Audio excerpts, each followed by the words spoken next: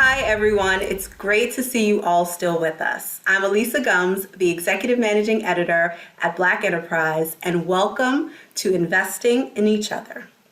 You know firsthand the challenges faced by Black women-owned businesses.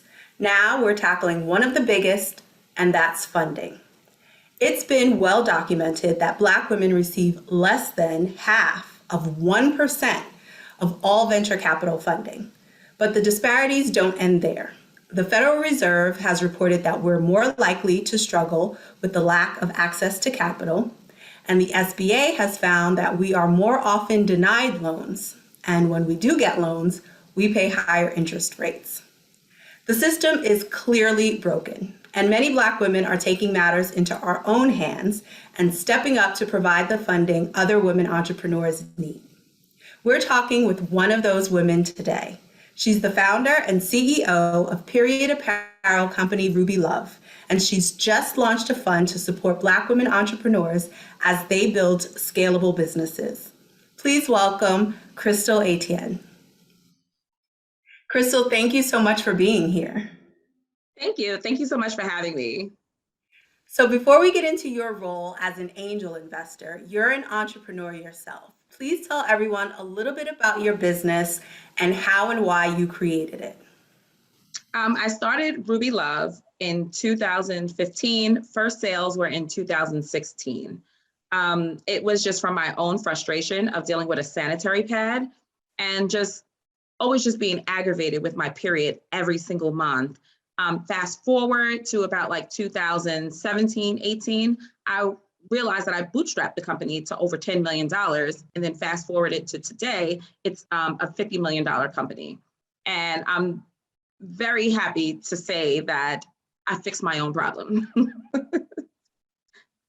That's what we do, right? We get in there when there's a problem and we fix it. Yes.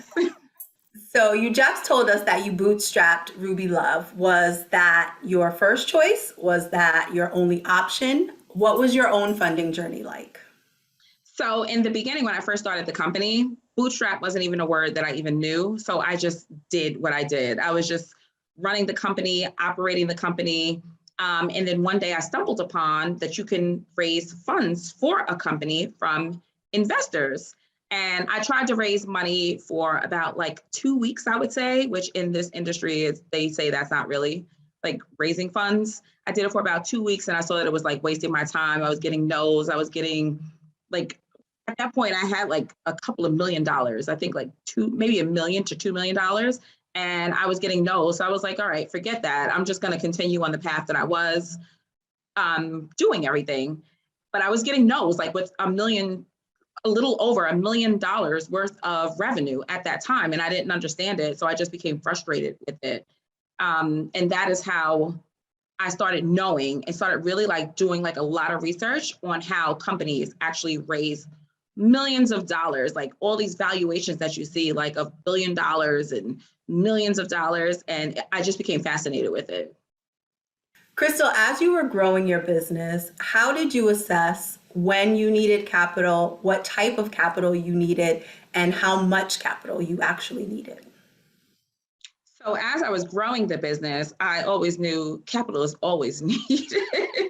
Like that wasn't anything that was never. Capital is always on your mind. And a lot of people think that, you know, if you raise like $50 million or $20 million or $5 million, that you're never going to run out of funds. But that is not the case. It doesn't matter how much money you have. Eventually, you are going to run out of money and you need to figure out how to keep going on. And that goes for any type of company of that I've realized. But if you would have asked me 5 years ago, I would have told you that I only need $100,000 to grow this into a multi-million dollar company, but that is not the case. So I always knew that you need money in order to grow a business. You told us that you've built your company to a $50 million plus business, and now you're leveraging that success to provide capital to other women entrepreneurs. How did you get the idea for CaJE? So CaJE came about from just my own frustration of when I first started, not knowing anything. I had a business background, but I didn't know anything about marketing. I didn't know anything about the tech industry at all. And over the years, since I am known as the Black woman who bootstrapped her company to $10 million, I get contacted all of the time from Black women that are just starting out or that have raised like a little bit of money, and they always want me to mentorship them. They always want me to advise them. And I was talking to all of these women. Some of them would even, like, if I go speaking somewhere, they'd be waiting for me at the stage, like to just stand there for like hours to just speak to them. And I realized like this is a better way to help them. Whereas my time and the value of my time and the value of their time of people who are serious to help them in that way. And it's just a better way to either help them if they want to raise capital or just to help them if they just need advice. Some people just need to know like one little stupid question that they just really just can't find the answer to. And that is where like CaJE came about, just to help people of where I was at one time, because there's not a lot of help out there for Black women, unfortunately. Since launching in September, CaJE has received more than 400 submissions from women all over the country. What impact do you hope to have? The impact that I expect to have with the fund, and just to correct something, we've actually to this day, as of yesterday, we have received 987 submissions for not only just capital, but also just advice in that way.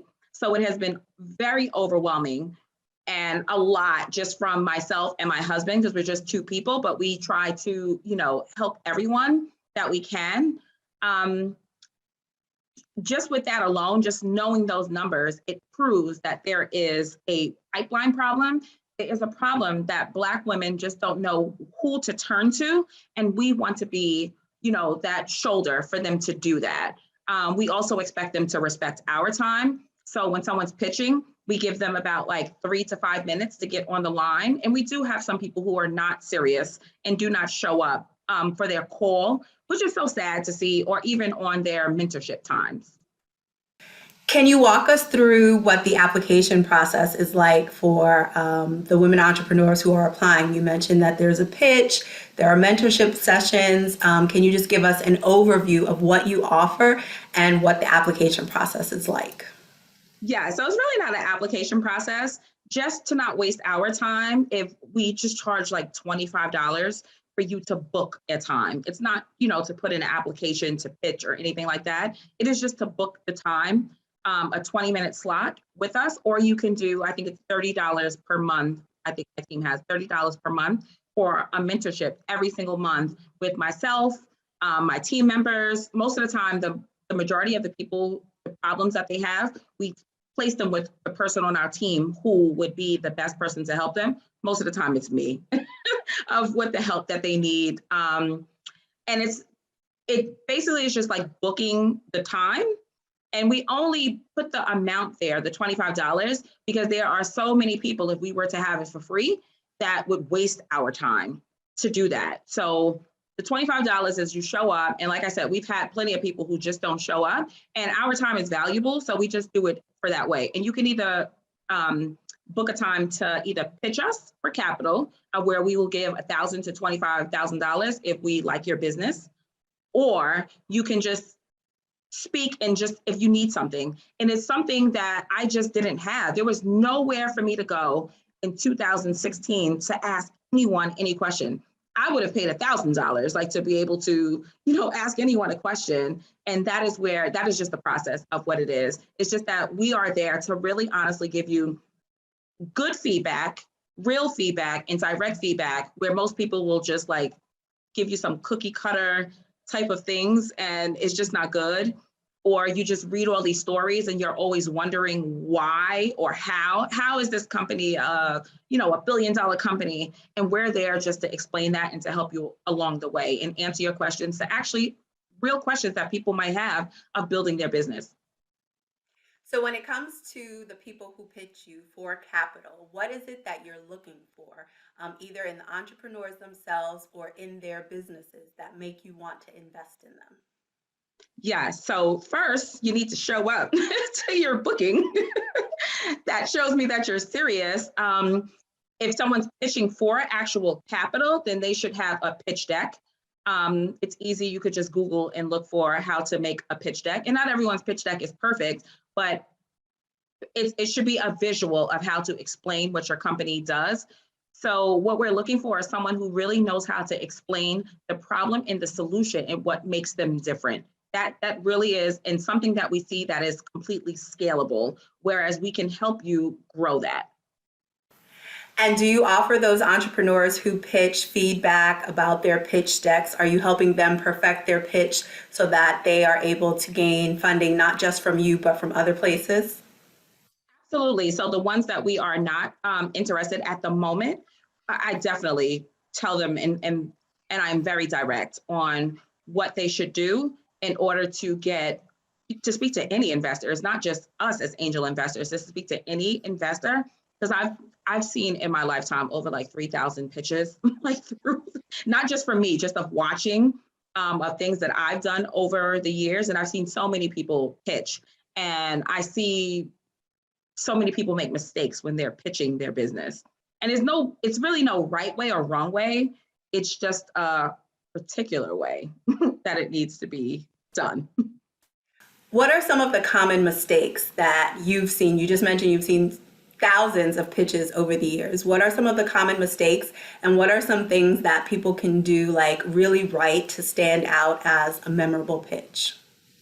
So the biggest mistake that I have seen with people pitching, CaJE, and also just over the years of people pitching other VCs or angel investors, is that they take too much time to explain nothing that matters.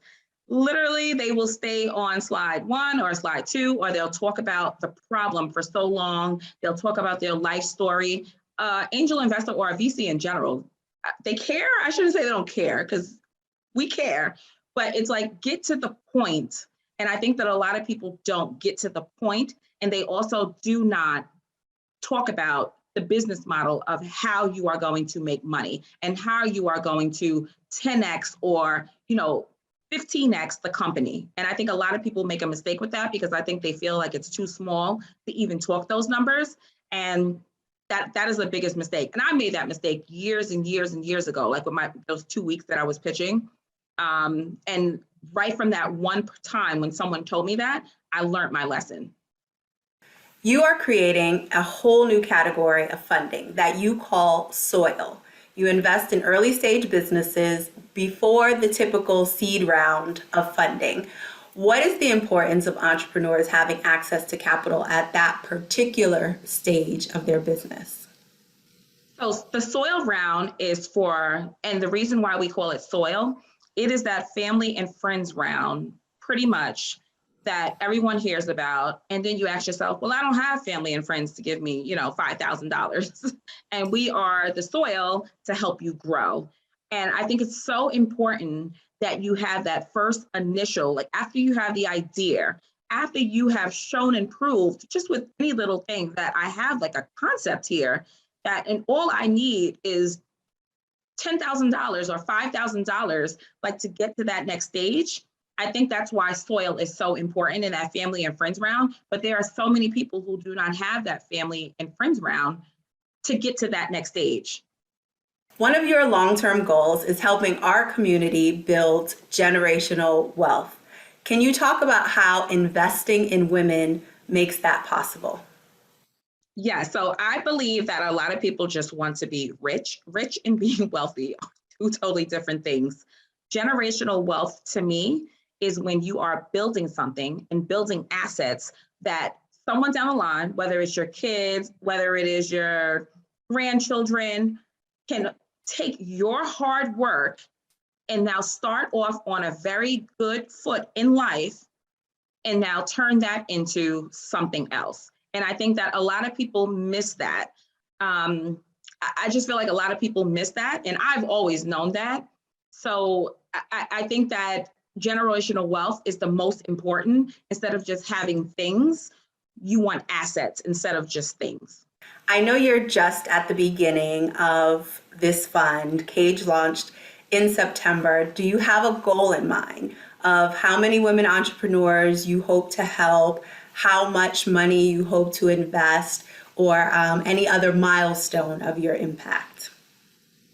So there's no set number. We are always looking at companies We are in due diligence right now with over like 57 companies that we are looking to invest. And the investment is from $1,000 to $25,000, depending on where they are. So there's no set amount. We are constantly building generational wealth, like myself and my husband.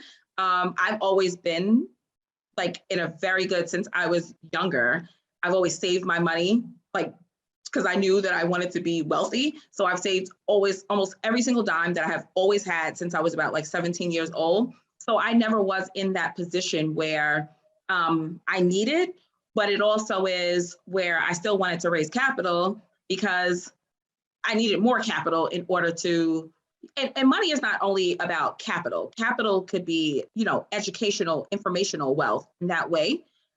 So I think that there's no set number of what or who we want to help. It's just that if you have something good, we're definitely here to listen to it. And we are open and eager to invest. Before we go, let's make sure to tell all the women entrepreneurs out there how they can access the resources you're offering. So anyone can contact us at our website.